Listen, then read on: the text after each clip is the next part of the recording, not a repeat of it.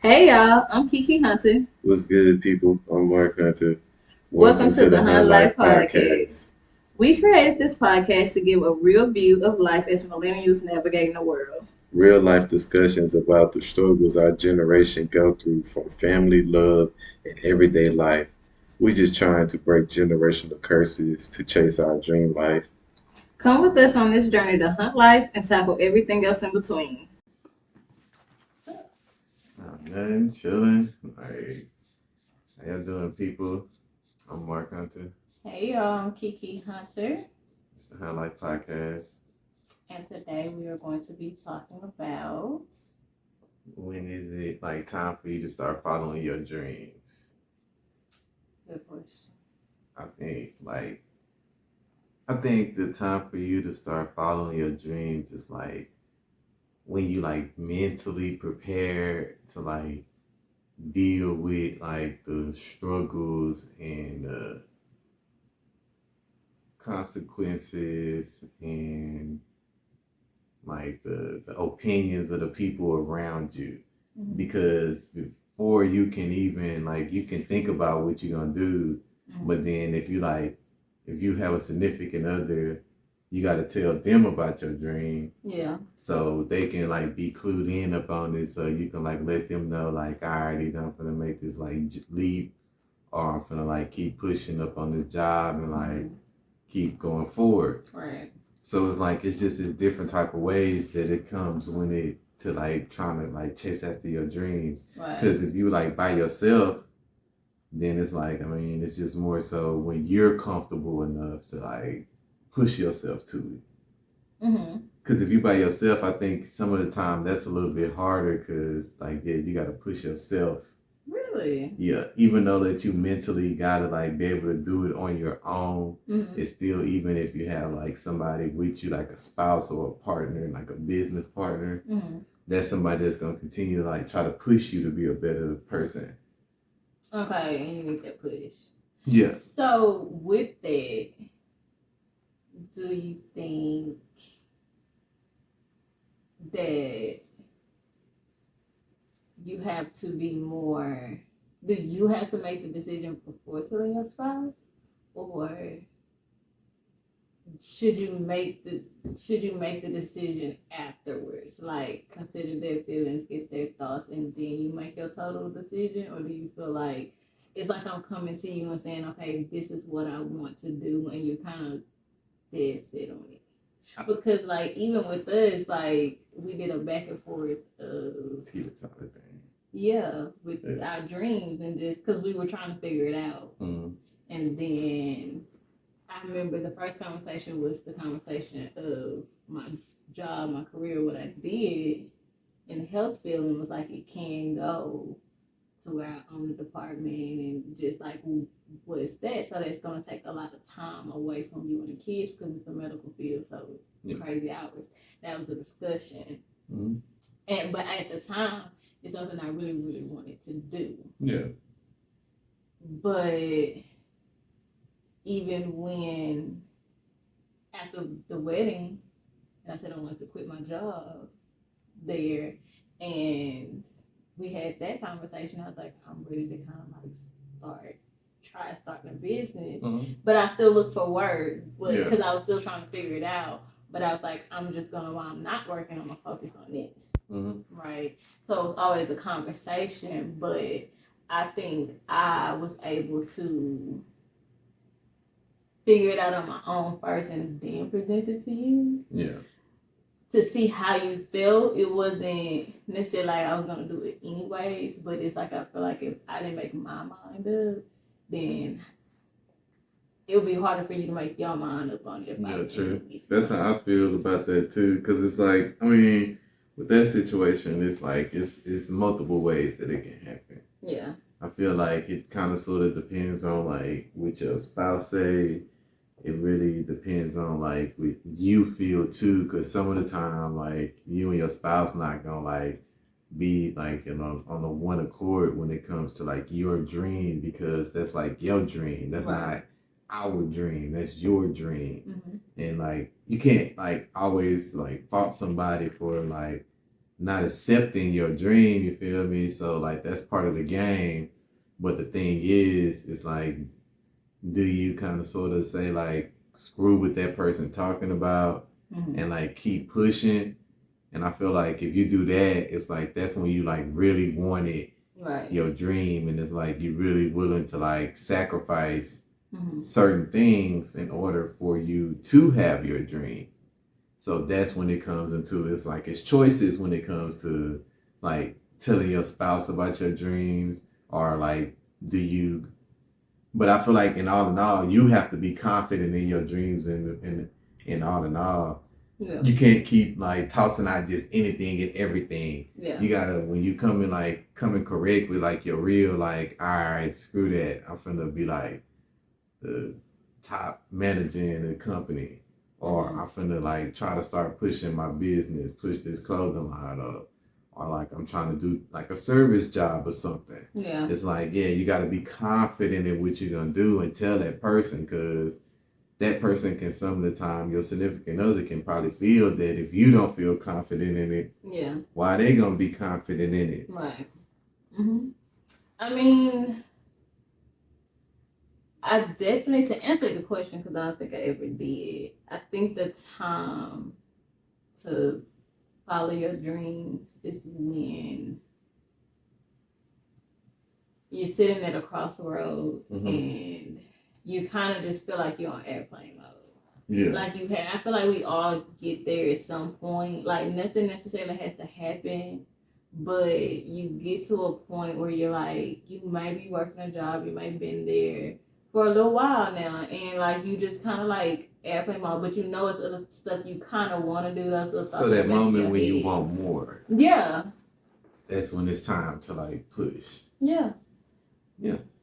Like when you decide to like really, I feel like that takes a place for you to really put yourself first. Yeah. And really say, why don't I deserve these things? Like, why do I have to live my life like this? And that's why I think it turned into you have to be ready. Because whether you have somebody or you don't, the support from your friends and family is still important to you, at least at the beginning stages when you're saying, I'm going to do this, right? You need somebody to understand. Right. And sometimes people do and people don't. But I feel like you have to have your mind made up that you're going to do it. Because it's all the thoughts that's going to run through your head. The same thoughts that run through your head to what's making you scared to do it. It's the same thoughts that's going to run through the person's mind that you're telling. Yeah. So the only difference is the way we process it. For you, it's clear because it's your dream. It's going to be clear. Everybody's not going to see your dreams. Everybody's not going to see your plan. Some people might generally not see it, and they're not trying to not support you on purpose. And not just that, they might not even understand it too, because that'd be a big thing too. Like, people don't be understanding like your dreams, even like when you like a child and you got like random dreams of what you want to be, and it's like, yeah, some of the time we don't, even as a parent, you don't understand it some of the time, because it's like, bro, like, all right, like you're a kid, you always dreaming of trying to be something. Yeah. But it's like some of the time it's like when you're trying to understand, like, is this a real dream? Right. Or is this just like what's that, admiration or something? Just some dry ass you want to do? Oh, admiration, yeah. Yeah, it's one of them. Something you're inspired to do. Yeah. Yeah. And that's true. You have to be able to distinguish the difference. You gotta know, you have to know the difference. That takes a lot of work on your part. And you have to be okay, because if you do have a spouse, let's say, that every spouse is not as supportive, because that's not always the story. I remember when we started the detailing thing, and you said, and you came and you was like, I think this is what I want to do. Like, I want to start something. I think this is what I want to do. And you told me why. It made sense to me. And like, I was on board. Like, let's do it. Yeah. Sometimes a lot of people don't get that. Yeah. No, that's true. I would have wanted you, even in the video, I was like, I'm a little shaky on it, to still be more confident in you, because just that confidence of like being able to bet on yourself does wonders. And it really does do wonders for people around you, because everybody's not gonna be a believer. Everybody's not gonna be a believer when you say it.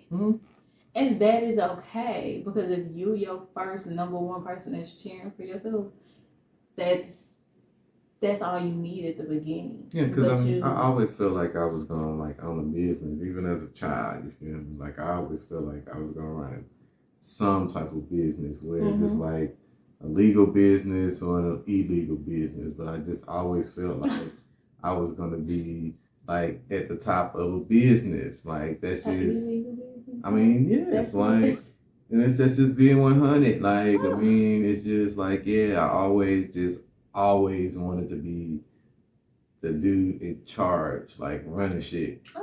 And it's like, yeah, that's just always, even as a child. Like, yeah.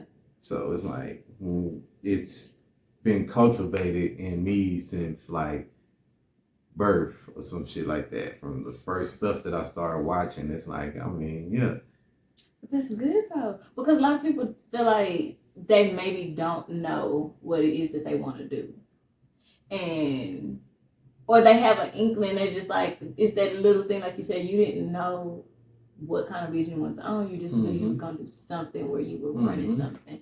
It's like little stuff like that. It's just you figuring out, is it narrowing down the things that you like. You genuinely like cars. Like, so that's why it was easy for me to say, okay, that makes sense. I support that. Like, because we tried to sell candy at school. Yeah, we always had to. It was like, it was always like something. I tried to sell CDs. Like, it was just always trying to run some type of business. You feel me? And it's like, I don't know. I guess that was just like something that like me and my friends like had in common, because it wasn't just me trying to buy candy and try to sell it. It was him too. Yeah. So it was like we was just both just trying to like run businesses. You feel me? And it's like, I guess that's just like something that we just thrive to do as a like a youngster. Yeah. Because like how some people thrive to like want to be in the league. They want to play football. They want to play basketball. They want to play baseball. Like we was like, man, screw that. That'd be fun. Yeah. But like running businesses is much funner. Right. And it's like, that's what we always been trying to do. Like, why not? Like, why not be owners of stuff? Why go get a car note when we can own our car? Like, yeah, it's a different just mindset. Always that. We was always on some owner type stuff. Yeah. And it just, as we got older, it changes. Like I know that I need to have a shitload of bread to be able to try to own a house. So it's like, what do I need to do to put myself in a situation and be like, yeah, I own this house. Right.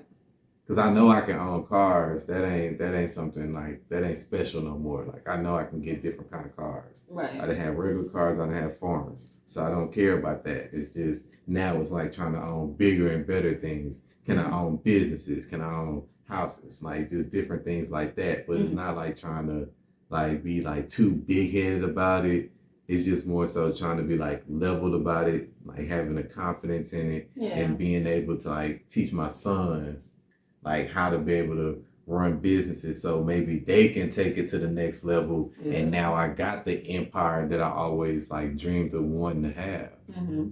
Because I'm trying to crawl, I'm getting it out the mud so they can just like, you know, they can run. Yeah.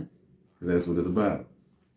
No, but that's what I'm saying. It's like little stuff like that from like childhood and little things. Like, cause for me, I didn't know I wanted to be no business owner, and we had that conversation. Like, I thought it was cool when I met you. You said that, and I was like, okay. But then you was also in school for computers. Yeah. And I was like, okay, but that's cool. But for me, I was always career driven, right? Like I had to like have a career, but I thought I was gonna go into business because I was smart, and I went into nursing.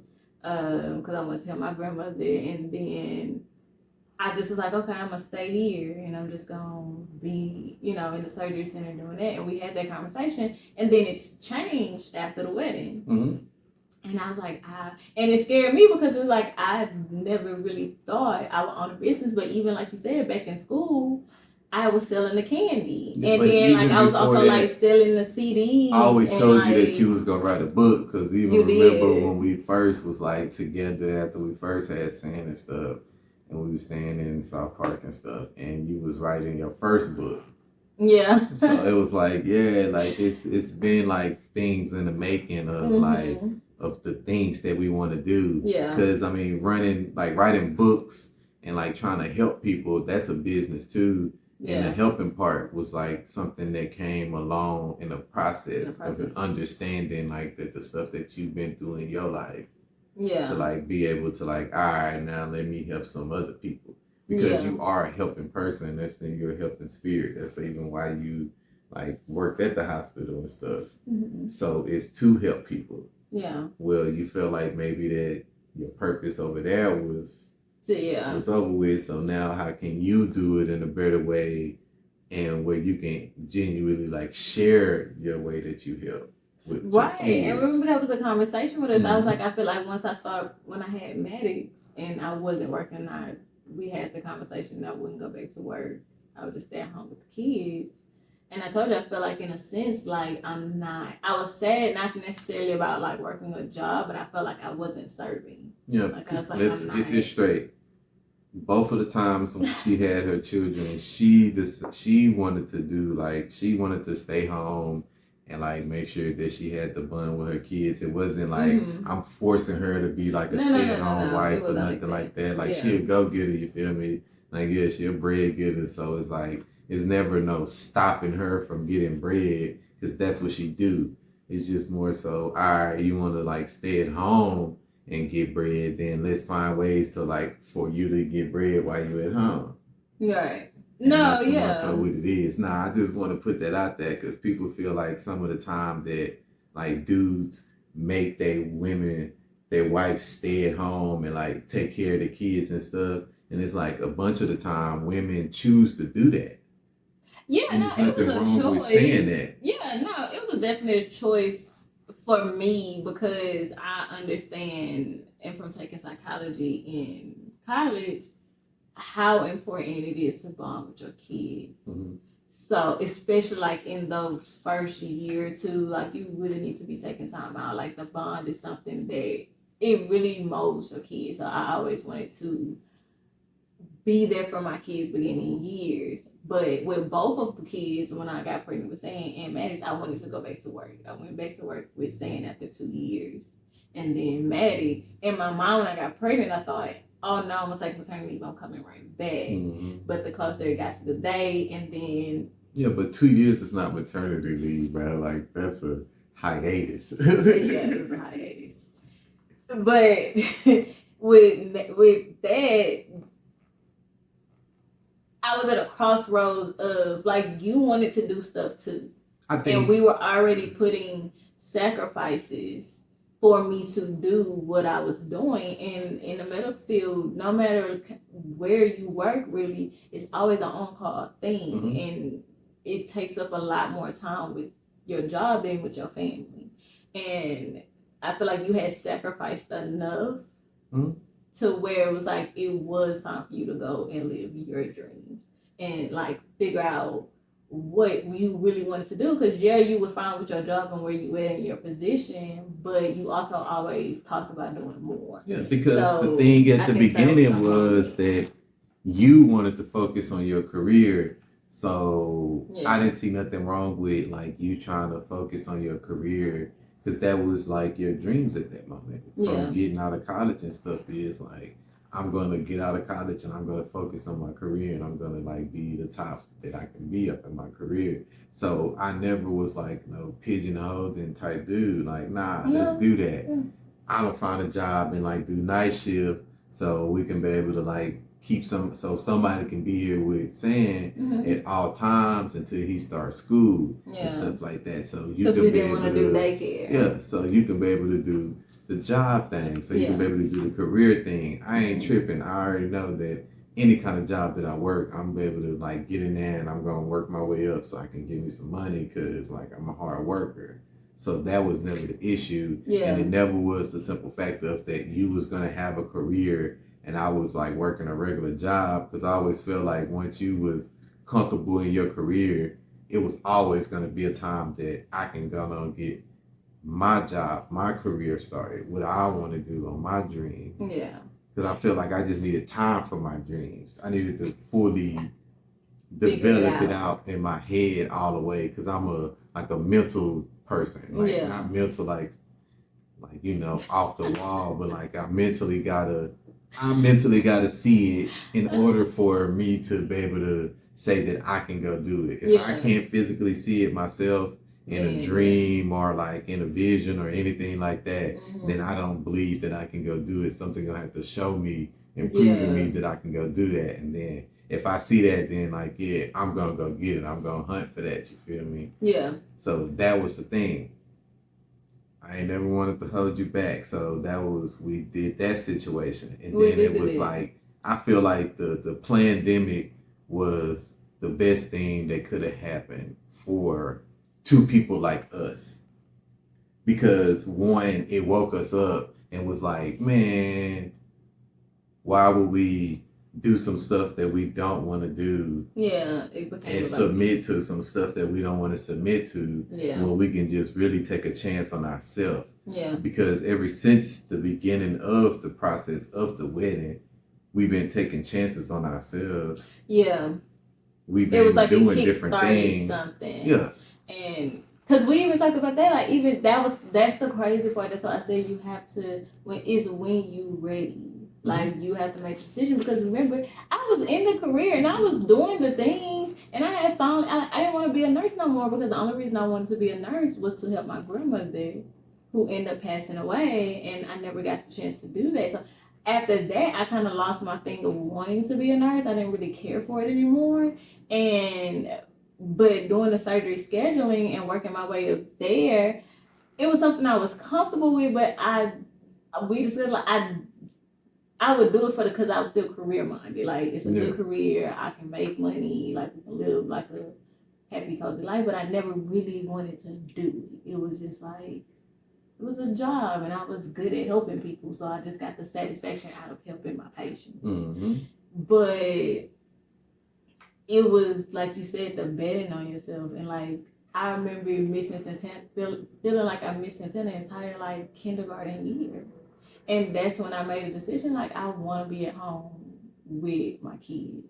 Yeah. Like, the fact that I'm fighting my job to be able to go to my baby performance and being scared for my job, and, like, making sure my son was okay and being a present parent. Like, I don't want to pick you up from school and be like, oh, how was your day? And then I say nothing else to you for the rest of the day. Or I'm working overtime, and by the time I'm getting home, because that's what it was. By the time I'm getting home, everybody going to bed on me. Like, I'm getting home 6, 7, 8 o'clock. Sometimes bedtime is 9. So now I'm squeezing my time, my 1 hour, into trying to fix dinner, bond with everybody, and then get myself ready for work and get him up for school. And like, I wasn't fully present in my own life. You wasn't fully fulfilled with that everyday hustle and bustle. So I wanted to be a mom. Like, I wanted to be a present mom and give my kids. Because my mom was a stay-at-home mom, and I used to remember being like, I would never do that. Like, girl, you just at home with these kids all day. You ain't got no life. But I learned, like, I can still be me and still be me personally and still be a mom to my kids. My life don't have to revolve around my kids, but it still can revolve around my kids. Mm-hmm. And looking at her, that was strong, because it does take a different type of person to be at home with your kids all day and a homeschool. I mean, because you got to think about it. That's a big job too, you know. No, like, people try to make it seem like raising kids is not like an important job, but like, that's one of the biggest business that you can do. Like, because that's a huge investment. Yeah. That if you don't like put everything, if you don't water that flower, that flower can be like in prison for the rest of their life. Yeah. It can be like, killer, serial killer. It can be anything, you feel me? So it's like, you gotta really invest in your kids, because like, that's your legacy. You're pretty much leaving stuff for them. You're passing down your knowledge that you gain to them, because it's not about like the money and stuff, because money really is not a money is not physical. You feel me? Yeah, it's a To tool. me in my mind, how I've been thinking for the past like year and a half, money is not like a physical thing. Mm-hmm. That's like you can get money anytime. If you know how to get money, you can get money. Yeah. It's about mentally preparing yourself to when you get money, how to maneuver the money. Because you can get money, but if you don't know how to mess with the money when it's time to mess with it, then it's like telling you done messed up the re-up, bro. And it's like that's the main part of like about business. You gotta be able to re-up. Listen, whatever type of business that you can do. You gotta be able to like re-up. Like if you slanging cakes, you gotta be able to, once you sell out of all these cakes, did you have enough money to be able to buy some more so you can bust down some more cakes and sell some more? Yeah.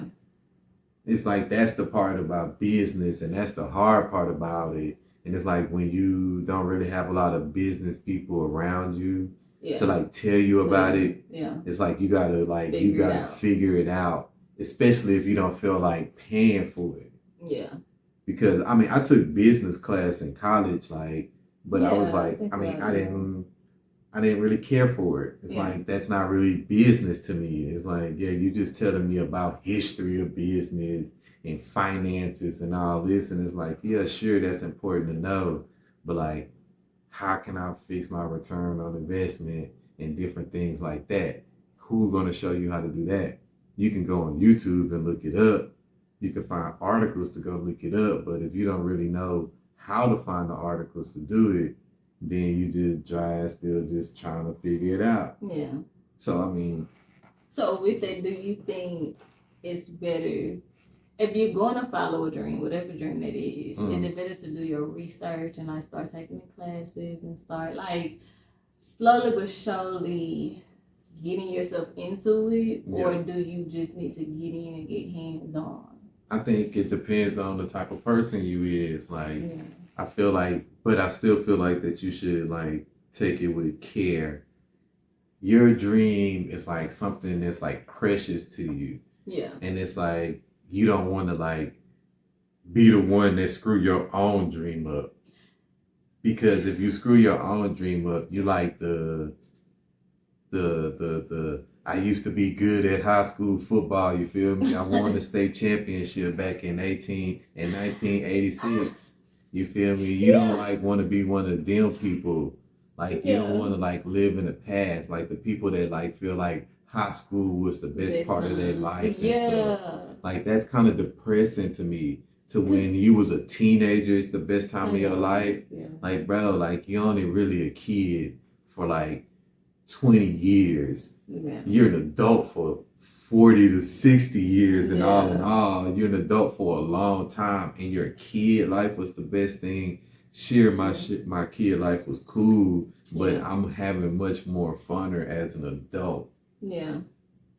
And it's like, that's more what it is. But if you feel like that, I'm gonna jump off this mug head first and get it. Cause that's what we did. Like but to a certain extent, yes. But to a certain extent, no. We were being prepared before we preparing for it. Yeah. Like I still was like watching about different like car stuff. Like I was still watching free workshops and stuff. Yeah. About like because I knew how to wash a car regular, but can I wash a car professionally? Yeah. Can I wash a car professionally and efficiently? Because it's not about just professionally washing it. Can I wash a car within a certain amount of time and make it still look professional? No, because listen, y'all, this man, my daddy washed his cars. Like, my daddy ain't never, you see my daddy wash his, he do not be out there playing with his car. I have never seen another man, and I know dudes, it's a thing that they be, y'all wash your cars, y'all try to take care of your car. But this man, he was like my daddy with them cars. Like, his regular cars, he out there faithfully every weekend, like, just on his car, like, for real. And so that's why it also made sense to me, because he's been doing it since I've met him. Like, since I was with him when he got his first car. From the first car, he always been like, I just very added the car. Like, about we had two cars. I watched both cars every single Saturday on my So I was off like, day. yeah, you spend enough time out there with yours. I'm pretty sure you can turn this into something. Go ahead and do you. When they got the Jeep and then all that, then it was like, all right, now I'm taking up like half of the day. I started washing the cars, but it's like, Yeah. damn, feeling like that was the thing that I did. I washed my cars. You feel Yeah. me? No. And we got, and that was the thing. Like we used the pandemic to like get the bag and learn how to flip it. Like we ran with what we got. Mm-hmm. And I feel like we did a little bit of both. We jumped off the ledge because we jumped off the ledge when I said I was quitting my job and starting a t-shirt company because I couldn't find shirts that I liked. Little did I know, I had did a lot of healing. So during the wedding, I had a lot of stuff to deal with and like heal from like my childhood traumas, just things that was happening to the dog. Our family was colliding, and I was on a healing journey, not knowing. And my t-shirt line turned into like affirmations for myself to help myself heal. Yeah. And so I wanted to start the t-shirt company, and I didn't know what I wanted to do. We started off making the baby clothes, and then we was doing custom t-shirts, and I was like, I don't do that no more because I was good at it, but it was tiring. People, it was too much dealing with people. And then finally now, like it's the clothing line, and then my servant, but I still feel like I wasn't serving. Yeah. And my serving part came this year when, you know, I had the conversation because we were taking the classes. I was taking all type of free business classes and getting out and talking to people. So we did do a little bit of both because I always like to educate myself. So I started looking into. But your serving started last year. Yeah. When you was helping with the homeschooling group that you was in. Yeah. That's when your serving really started, and it was serving that you really care about because you was helping students like fall in love with writing, and that's something that you like to do. Yeah. So it's like that was your first time like outside of like working, it was showing some other people, and then on top of that, it was like kids. Yeah. So it's like that's very like warming to people like when you get to like help the next generation like something that they're trying to get everybody away from, because everybody don't read and everybody should read, but it's like if we don't push these kids to read, they're not gonna really want to read. We see that they didn't shorten words, and that's not words, it's emojis or it's hyphenations and all this extra stuff. It's smaller words, so it's like they're not reading the stuff, so we gotta like force them to read because that's still a skill that you're gonna need. Like I went to school for computers because I had older people in my corner telling me that the computers is gonna be the future, so you need to make sure that you at least know how to do something with computers. When I was younger, I didn't understand it, but as I started getting older and we started going through MySpace and Black Planet and all these different things, I'm like, okay, that's why they was telling me to get into this computer stuff, because it was like, bro, this is the future. Yeah. So it's like me for the future for my son is like, you're going to learn how to start coding now. Yeah. And that's the thing, like our kids really fuel a lot of how we move. Because for us, when we had Santana, it was rocky. We was trying to figure it out. We was coming from two different paths. We both had trauma. We both had to heal. But we both knew that we wanted to eat different. Yeah. And we wanted to be for our kids. We really took wanting to have better for our kids serious. And like now, we know he's watching and they're watching us, and we wanted to always show them like you can go after whatever you want, and we're okay with being their example. Even when we mess up, even when stuff is not necessarily going the right way, like they see us, and that's what we're supposed to be doing for our generation, because we didn't really have that. We didn't have people that believed in our dreams. Like we didn't have a lot of people who was really encouraging us in our corner and telling us we can do a certain thing. Everybody wanted us to go to college. Yeah. Everybody wanted us like. It was about going to college and having these big careers, but they didn't understand that like in the future that like you ain't got like these days you don't have to go to college. You can literally like not go to college and like still be like nice and like successful in something you're doing, because you can be like a professional Lego builder and you put it online and somebody liked how you build Legos. Now they want you to build their Legos for them. Yeah. Now you done messed around and got a contract with building Legos. Yeah. You feel me? So it's like you can do anything now. Mm-hmm. And it was like our parents in the older generation didn't understand that in the future you can do anything, because we're just really starting to understand that you can do anything, because like our brothers and sisters and stuff like that, they grew up with internet like this. We grew up with dial-up internet. Yeah, man. So they already know that you could do anything. Somebody online. Get on their telephone, that phone rang, man, messed up your entire like now you gotta wait 30 minutes for that thing to reload. Listen. So yeah, it's doing it for your kids also. Like when you have kids, and if you have a spouse, or even if you're doing it by yourself, once you make that first decision that you want to do it, understand that everybody's not gonna see the dream. Your kids might not even understand it, but you gotta show them. Yeah, you're showing them, because how you gonna tell your kids you can be whatever you want to be and you can be the best at what you want to be, but you're not following those footsteps. They see you coming in unhappy from your job. They see you stressed out about life. They see you stressed out about money, but you telling them like they can be whatever they want to be and they can do whatever they want to do, but you not. It's making them feel more hopeless. Yeah, we have to we gotta give them hope. But okay, so to switch that note.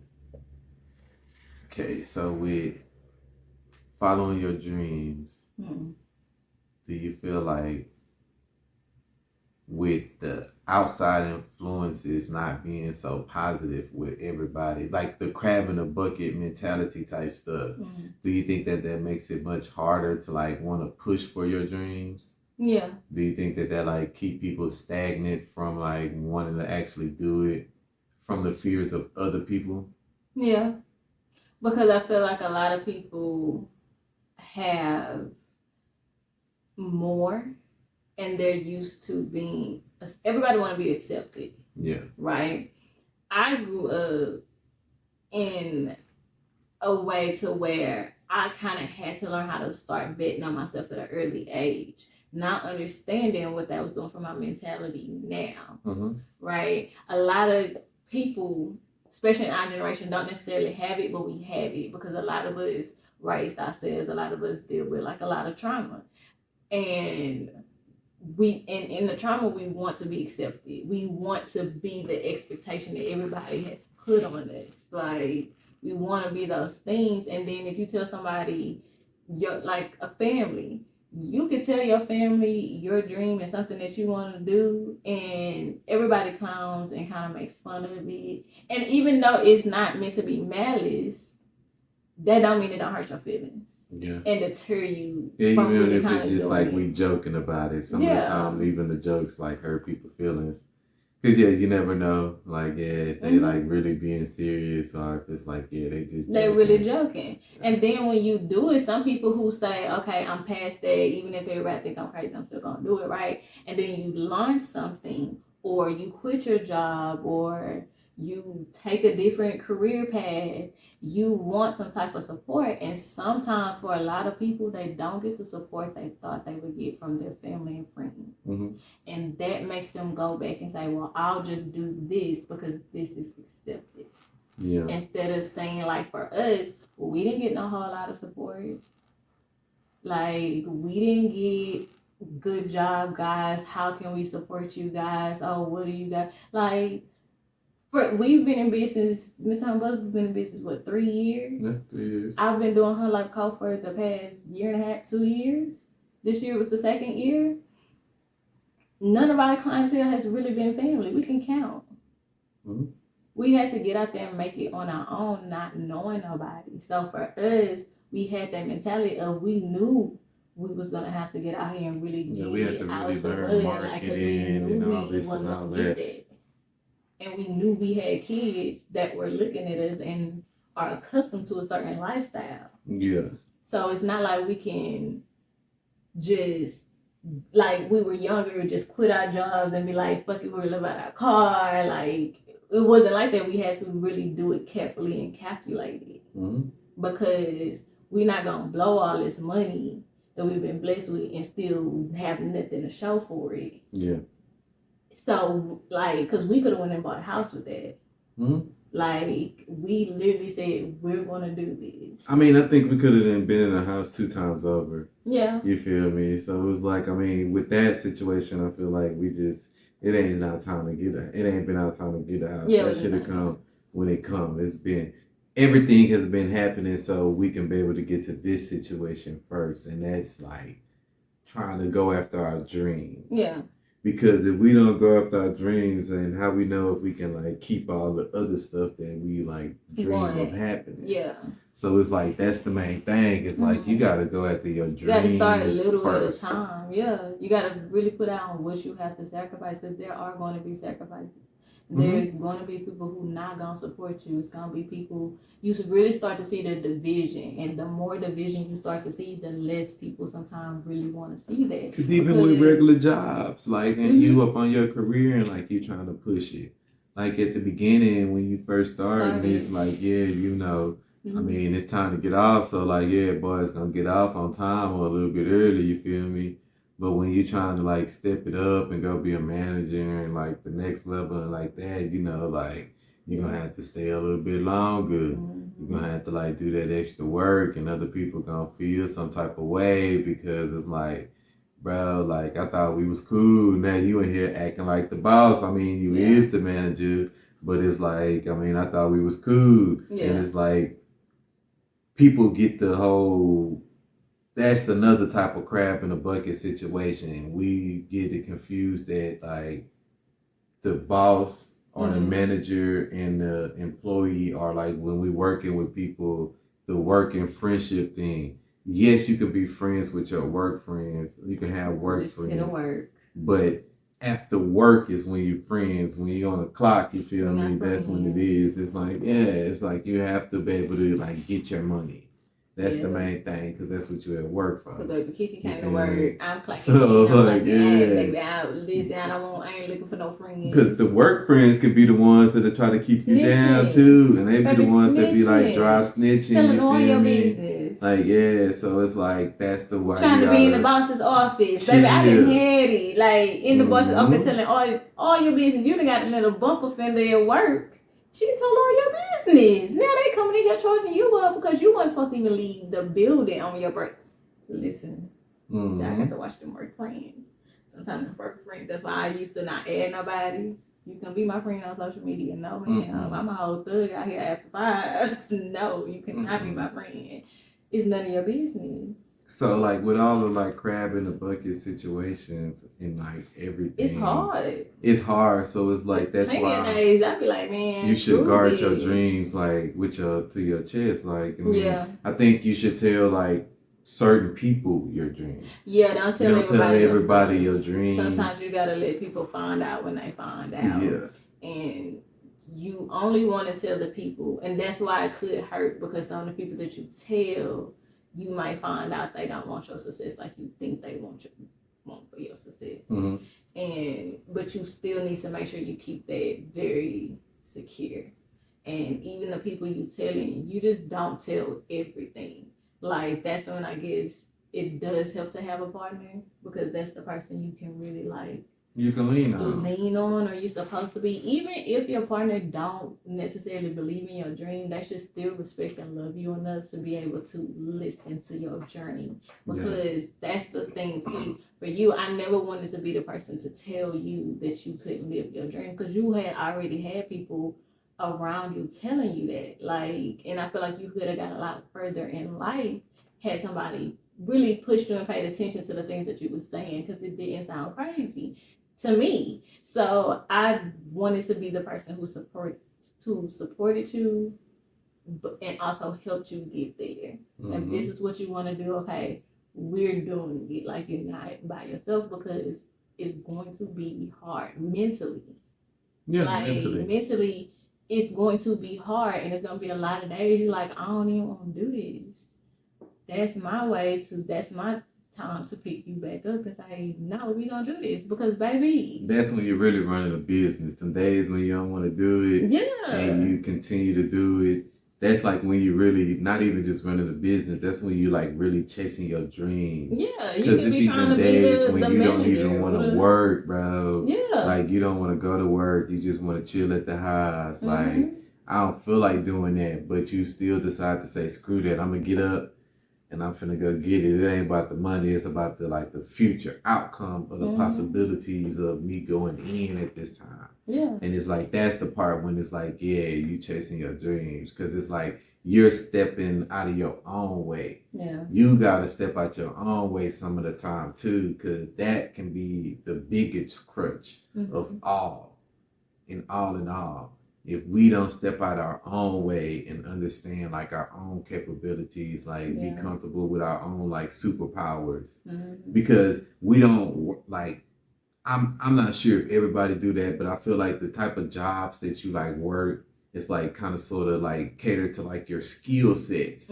You feel me? So it's like, why not continue to try to do something with your skill set that you've been learning? You've been doing this for the past 5 years. You're pretty good at it. So it's like, why not take it to the next level? And it's like, that's just gambling on yourself. It's like, it's nothing wrong with gambling on yourself. Because if you don't gamble on yourself, won't nobody gamble upon you. You got to take that step. Like, it's up to you. You got to be confident in yourself. You got to, like, talk yourself through the hard times. You got to, like, pick yourself up on the hard days. You got to be comfortable with seeing that I'm not going to get nothing on this day. This day might not get nothing. I might then have a trash day at work. Like, I might then not sell not one item. I ain't washed not one car. I ain't cut not one grass. I ain't did nothing. Yeah. You might have closed that deal. You might have missed that position at work.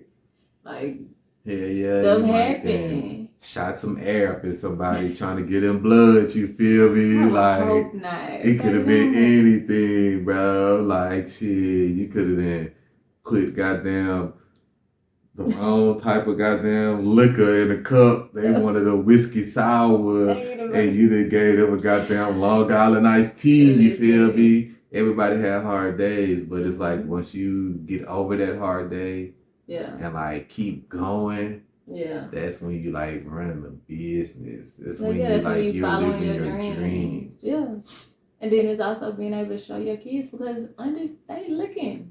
Yeah. They watching you. They know, and like for me, it's my kids asking me little things they might notice that we're doing. Like Santana's always involved. He's always in my business. He always asking, "What you doing? What y'all doing with that? Or why you went and bought that?" And it's explained to him, and he's 9, so he's very intrigued with different things, and he has questions about a lot. And we take time out to explain it to him. Those are planting seeds in him now.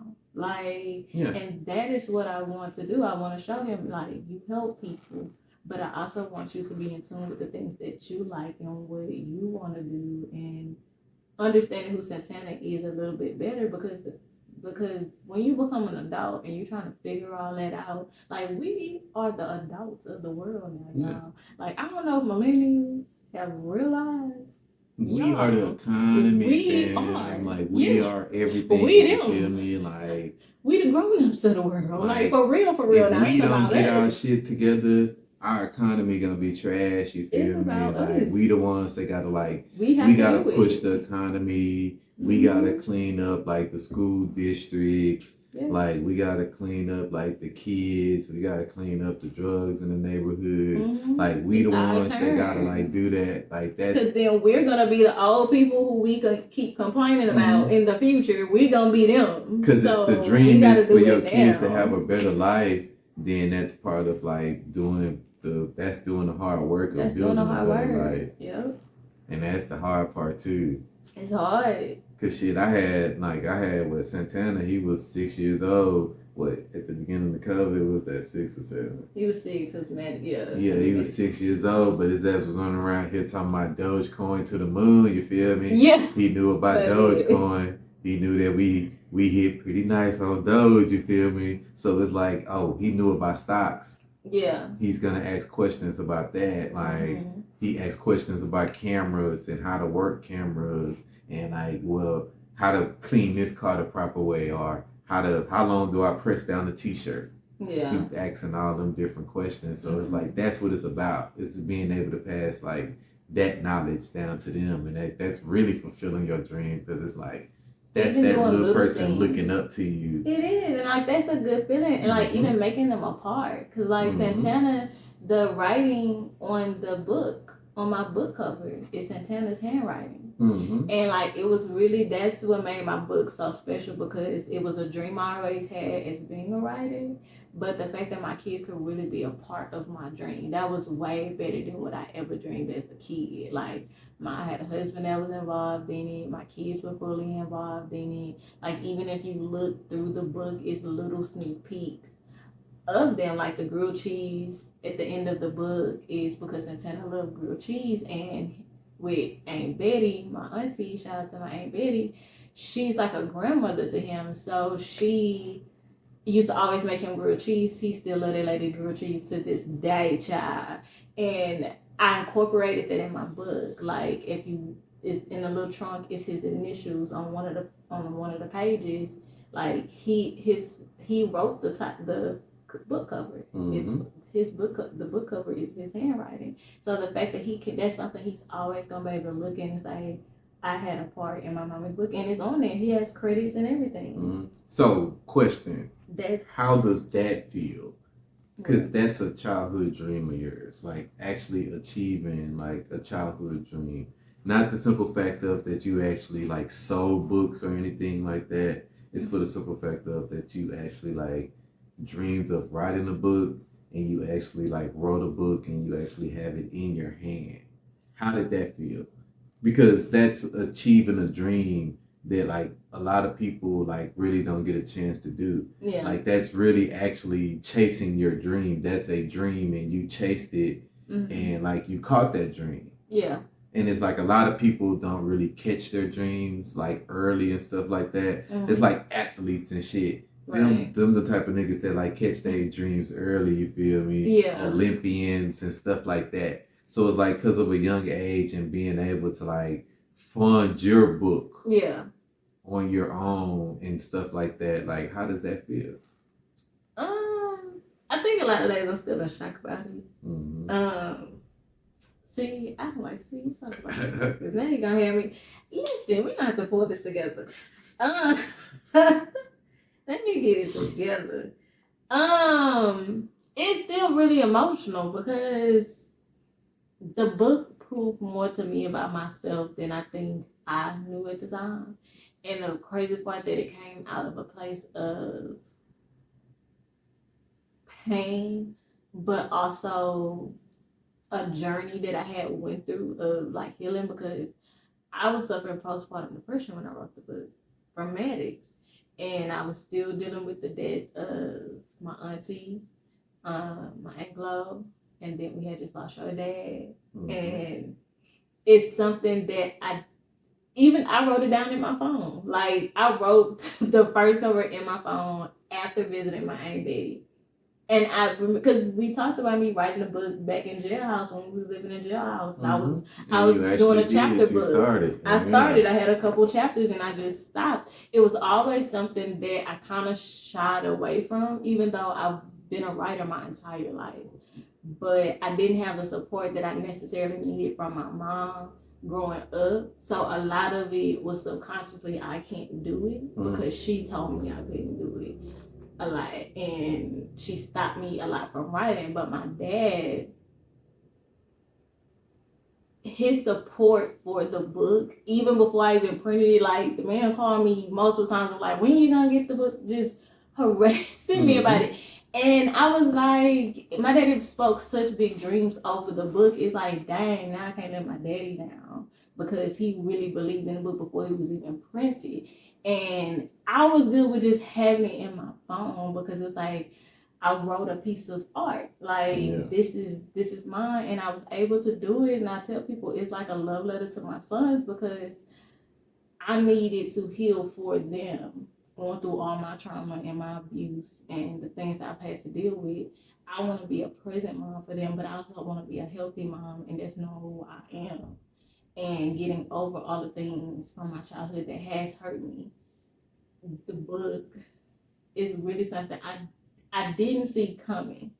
I never thought that I would have wrote a book. Yeah. Even though my dream was to be a writer. Mm-hmm. And it still makes me emotional because it was a love letter to my grandmother.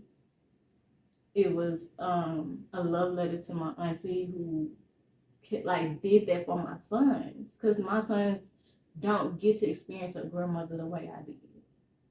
Like, I love my grandma, so I wish my kids had a grandmother around so they can have that same love. But even if I was able to put it in a book, I feel like I did them justice. Mm-hmm. So, and I thank my auntie for taking that role with them. And so the fact that I can make it a love letter to everybody that has played a role was just enough for me. Yeah. But then to sell out on the book, like the first month, yeah, was just like, I feel like it was God's way of shining on me and saying, like, this is what you were supposed to be doing anyway. And so, yeah, I think it's still like very much of a shock factor, and I've been going through emotions left and right, as y'all see. Over it, but it's just an emotional journey for me for that. It took a lot. It took a lot of me to get out my own way to do it. Mm-hmm.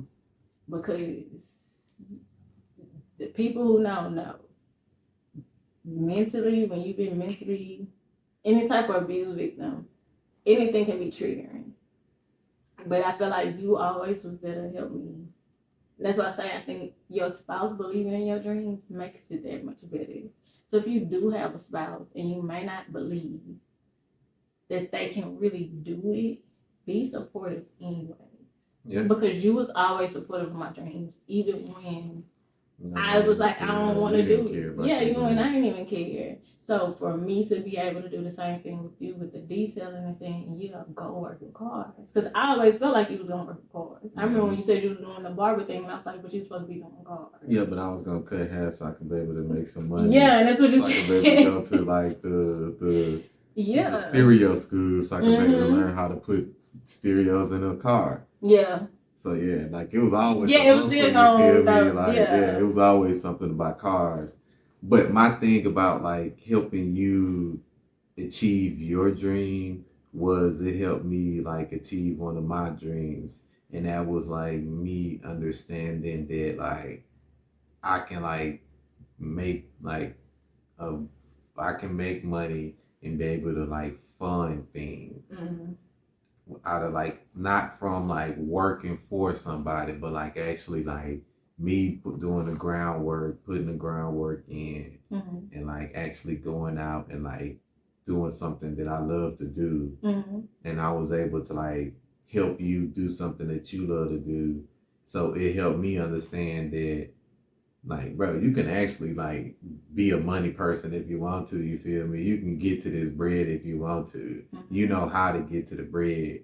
And it's like now you know how to like put the funds behind the bread. Because my whole entire life I always been I'm gonna pay it all right now versus I'm gonna put it on layaway. Nah, I'm finna just go on and drop the whole entire bread down. Like why am I finna like put a car on car note when I can just finish getting the rest of this money and like give it to you and that's my car. Yeah. So it's like, why I can buy jewelry and put money down on the jewelry when I can just pay it off. So it's like, nah, I always was like, I can do that on little stuff. So let me see if I can do that on a bigger scale. And being able to like, all right, let's get the illustrator. All right, we got the illustrator. Now let's see about what's the next step after that. And it's like putting money into that. And I'm the same person, so I'm always like, it can wait. Because at the same time, because I didn't take the money even because I didn't write the book until after, I think, we started Mr. Hunt Bubble. Because we took the money that I had came into, and that's how we funded the Mr. Hunt Bubble stuff. And out of doing that, it was, and that was another thing too, because it was like, when you get married, you're supposed to be like each other's front. Like you really become one, and like we really treat it like that. So like when we came into the money, like because I've had that conversation before, it wasn't my money, it was like our thing, and you had something that you wanted to do. So it's like the fact that we was able to fund it, I was able to fund it, and then you was able to pretty much go back and make good on that and fund the book. Mm-hmm. I think that's why, like I said, having a spouse is important. To have somebody that really believes and like care enough about you to care about your dreams and really make them happen even on the days that you don't want to Mm-hmm. is important because. But I also felt like that was God pushing us in the direction we needed to be.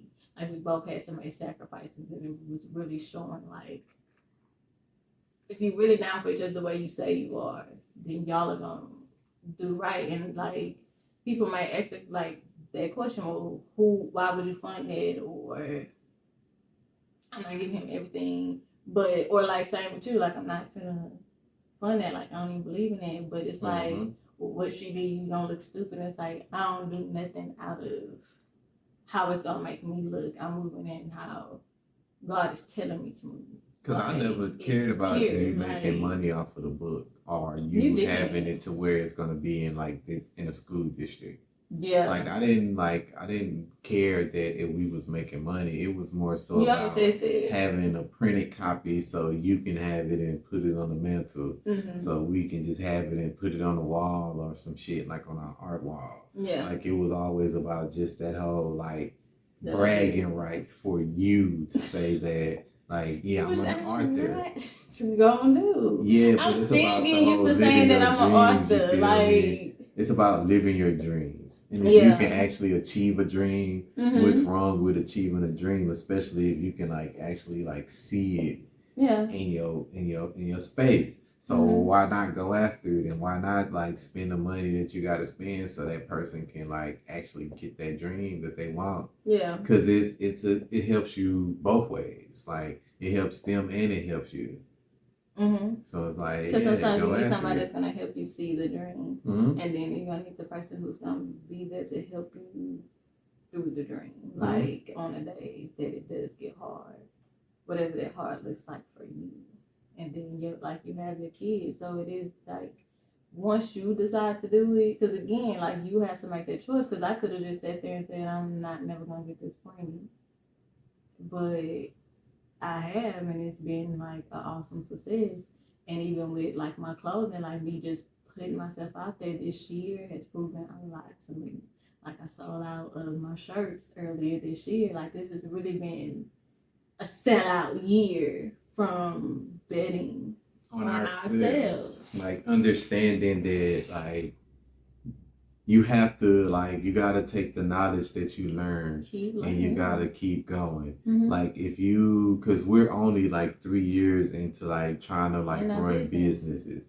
So like we're just like trying to get to the point of trying to understand how to run a successful business. Yeah. So we can run a successful business. Yeah. So we got out of the whole like trying to run a business phase. Okay, we know we can run a business. Yeah. Now let's learn how to run a successful business. And at that moment we had to learn that because we're two independent people that we had to learn that we got to start like trusting in other people. So let's start taking classes. Let's start learning other different things. We need to learn about marketing. We need to learn about this and we need to learn about that. So we can be able to like elevate ourselves. Yeah, so we can be able to go to the next level. Get to go out and get the things that you need to make your dreams work. Yeah, because you can't always do it on your own. Like you need people around you. That's what we network for. Yep, that's the point of networking. You can't do everything yourself. And if you know you need to gain more knowledge, take the classes, do the research, read the articles. If you have business friends, we didn't have any. But if you have somebody or you know somebody or try to network with people in whatever it is that you're trying to do, like, but you have to take those steps. Like, nobody can make you do anything. And for us, it was understanding, okay, we do need a business coach. So I went and got that. Like, I'm in class all the time. Shout out to Panther Ink Graphics. be. Like, she's been a godsend and she's helped me see my dream and my passion. I'm even having to tell her. So it's like letting once you start betting on yourself, things will start to align to get you where you're supposed to be. Yeah. But you have to take that first step. Yeah, you have to first say this is what you want to do and then really move towards that. When the time to start chasing your dreams is when you decide you're tired of being confused and you're ready to bet on yourself. This is what we guessing for. Because life is short and your kids are watching it. Real tea. So, like, that being said, I think that's like a nice little point to like end the whole that part of the phone. So, like, as you know, we are coming to an end of the episode. I feel like it was a good episode. I think it's a good episode. That's good. I don't like the fact that I'm really a thug, y'all. Please don't listen. Y'all ever talk about this? Tell anybody about this? Understand me. We got a problem, okay? I'm a whole goon. I'm just a sensitive gangster.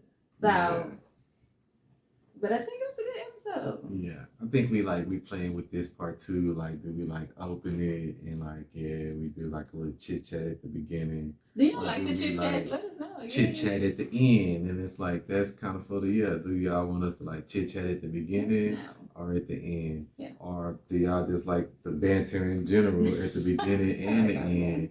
Before we even get into the rant, because I don't think it's gonna go nowhere. I'm not gonna lie, y'all. It's either we gonna do it at the beginning or the end. And some episodes, shit, you might get that bad boy at the beginning or the end, but that's just the way it is. So, with that being said, do you have a rant for this episode? These people still trying to take me out. Listen, I done fell almost toe up all my legs, so y'all. I guess you do got a rant. And these people,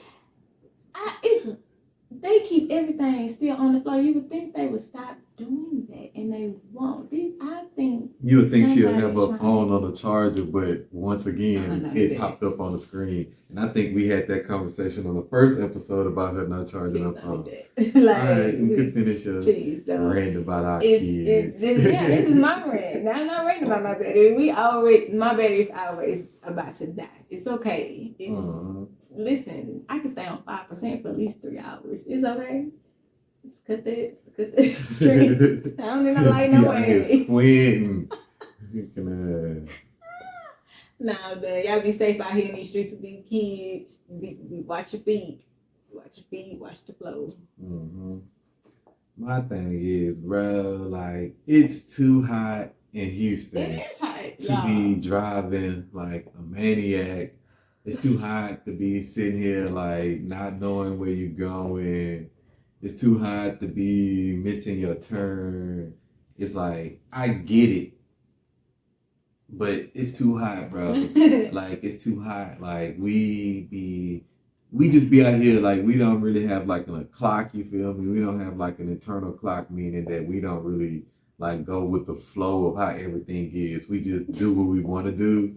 Like, we just be dry as we'll go to the stove in the middle of the day, especially if we ain't got no cars. So it's like, with it being that everybody's in the stores right now because they trying to get like school supplies, it's like, bro, that's mad annoying. I can't wait till school start back so homeschooling people can be just like out and about, like having fun. Yes, because while y'all in school, we outside. We at field trips and we having fun. We about to be lit this fall. But stay hydrated because it is. We melting outside, y'all. Like, I got some pecan candy and it melted in the car. And I work outside, like, especially for all my construction workers and lawn workers and just like delivery drivers and everything. If you work outside, my guys and my ladies, like stay hydrated. Get them electrolytes up in you. Like, put on sunscreen. Okay, let's hit them there. Put on some sunscreen. Please. If you can, like, whenever you can take a break to get yourself hydrated and drink something, but drink more water. Yeah. Please drink your water. Yeah. It's too hot for that. Mm-hmm. So don't be dehydrating yourself. Drink some water. Drink some water or ice cold beer, but you still gotta have some water. Just water. Yeah. Crazy. Y'all out here trying to be out here on no Hennessy. Y'all gonna pass out on Hennessy. Hell Stop yeah, that. you gonna pass out on Hennessy that down and cheap pick up a liquor. Stop You that. better go get something with some more value to it, cause that cheap Easy. liquor gonna pass your ass out. You out here on that goddamn No man, it's too hot for that. Thunderbird. Yeah. Out here drinking them Four Locos in the summertime. But nah, you better drink your seltzer. Drink you some wine or something. Chill. If I think it's too hot for wine, I won't dead right there, but just I don't know. Drink water and stay cool and Oh, and eat fruit. yeah, eat some fruit. Drink a smoothie or some shit. Like, because the smoothie keep you nice and cool Get too. the Because juice you in got it. something healthy. That could be a big thing. Just try to find one little healthy thing that you can do. Whether it's that walking, eating a piece of fruit, like It's cutting too hot back to walk on right something, anything. Like just find one little healthy thing that you can try to start doing and just like start from there. Mm-hmm. But with that being said, I'm Hunt. I'm Keakea. This Hunt Life podcast. We'll see y'all next time. Hunt Life. Live dreams.